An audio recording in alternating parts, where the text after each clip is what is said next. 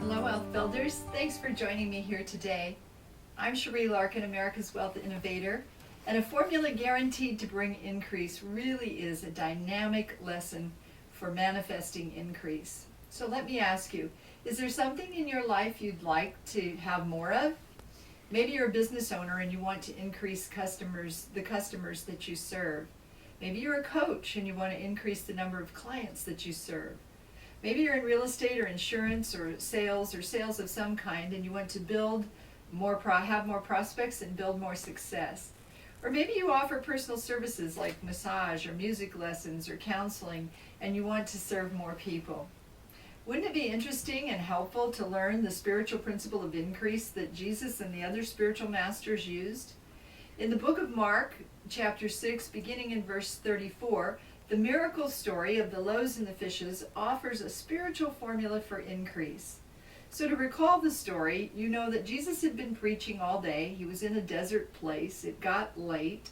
The disciples suggested that he send the people away to buy some food for themselves, like, go get fast food or takeout. I'm paraphrasing, of course.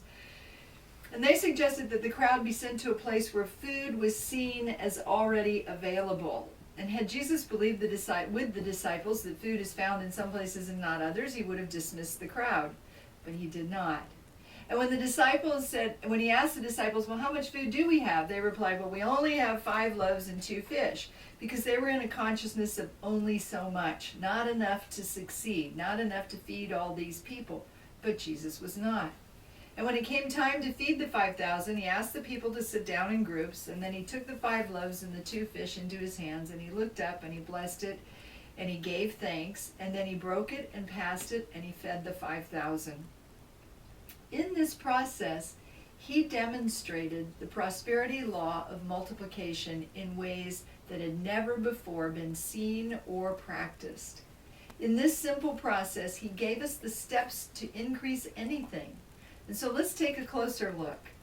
He first asked the people to sit down. Controlling the crowd is important. And how that works for you is you control the crowd of your thought people. It's important when you have thoughts like I'm broke or sales are down. They can play over and over in your mind and cause havoc. All spiritual work, really all wealth building work, is done in an orderly, sequential way.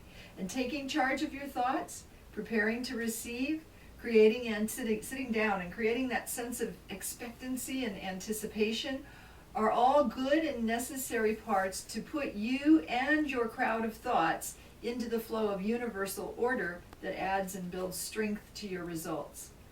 The second thing he did was he took the 5 loaves and 2 fish into his hands. And over we see Jesus use what he had close at hand. He used dirt and spit on it and put it on the blind man's eyes to restore sight. He found a gold coin in the fish's mouth and used it to pay the taxes.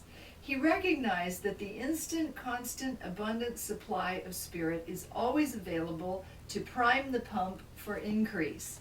The key here is that he didn't sit down and wait and pray for God to do something. He started the process. And as you think about expanded prosperity for your life, I want you to ask yourself, what do you have at hand? What do you have close by? What do you have that you can put into circulation? Is there some skill, some money, some education, some time, a phone call you could make?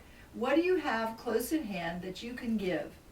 It may seem small, it may seem insignificant, but as you use it, as you circulate it, you activate a universal spiritual energy that begins to draw increase towards you. There's a spiritual principle that is, and you've heard it over and over, as you give, so shall you receive. But have you ever really been aware that giving is the first half of the equation? You have to give something first in order to start the flow of good coming back to you. Third thing was he looked up. It says he looked up, he took his eyes off of the appearances of not enough. Some people say he was looking up to pray to God, but he was looking up to take his eyes off of the appearances. It is easy, isn't it, to judge by appearances and be influenced by the conditions that are around you. You can look at how little you appear to have, and you can look at what's missing, and you can look at all that you need and feel a keen sense of emptiness and lack. But to feed 5,000 people, Jesus couldn't possibly have been holding a mental image of a little tiny amount. His focus was turned to the realm of all possibility. His vision was on manifesting enough for thousands and thousands of people. You can be faced with overwhelming negative appearances. No sales, empty bank account, no customers, and the physical evidence that reports to your senses. The facts, the figures, the diagnosis, the evidence, they can all seem so real.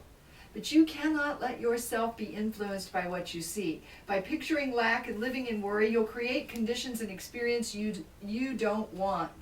There's a little process we'll talk about in future videos called Do Want, Don't Want. You want to picture what you do want. And the key is that while you're picturing what you do want, you want to, at the same time, stay out of thoughts about what you don't want. Do want, don't want. You want to focus on what you do want.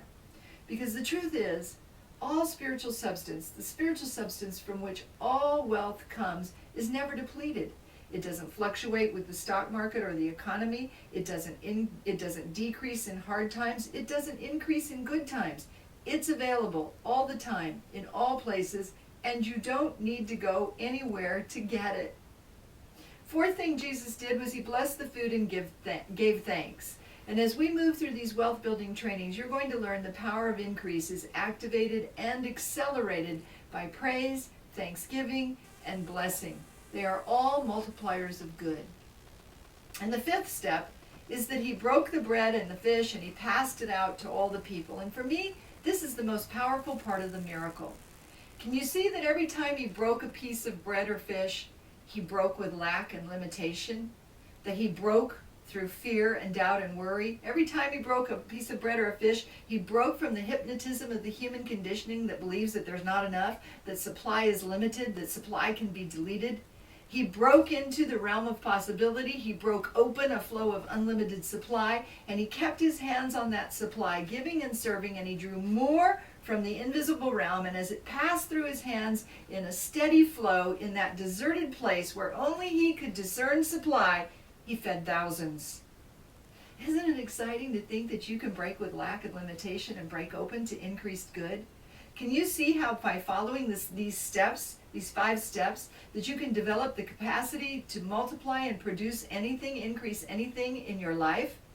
When you stop saying there's not enough, when you stop saying I can't pay my bills, I'm just scraping by, I'm a little short of funds, when you stop saying those kinds of things and you break through to the realization that you are a child of the Most High and that you've already been given all you will ever need right within the divine potentiality of your own soul, then there's no limits to the possibilities of what you can demonstrate. We've covered a lot of powerful material today. The spiritual principle of multiplication is one of the most effective spiritual practices you can learn to build increased wealth and well-being in your life. I've prepared a summary of key points for you to review, and I hope that you'll start practicing them today. Until next time, I'm Cherie Larkin, seeing you abundantly blessed.